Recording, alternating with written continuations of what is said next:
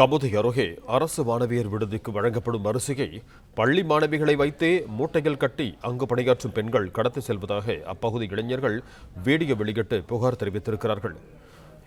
இதுகுறித்து கூடுதல் விவரங்களோடு இணைகிறார் எமது செய்தியாளர் முருகாண்டி. வணக்கம் முருகாண்டி, உங்களிடம் இருக்கும் தகவல்களை சொல்லுங்க. வணக்கம். ராமநாதபுரம் மாவட்டம் கமுதி அருகே நீராவி கிராமத்தில் அரசு உதவி பெறும் பள்ளி செயல்பட்டு வருகிறது. அந்த பள்ளிக்கென சீர் மரபினர் மாணவியர் விடுதி ஒன்று செயல்பட்டு வருகிறது. மாணவர்கள் தங்கி கல்வி பயில்வதற்காக அந்த விடுதியில் 30க்கும் மேற்பட்ட மாணவிகள் தங்கி படித்து வருகின்றனர்.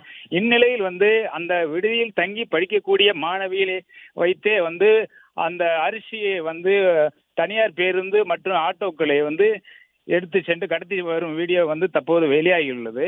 இந்த வீடியோ பட்ட பகலில், அதாவது நண்பகல் நேரத்திலே அரிசியை கடத்தும் இந்த வீடியோவை அதே கிராமத்தை சேர்ந்த இளைஞர்கள் எடுத்து வீடியோவாக எடுத்து தற்போது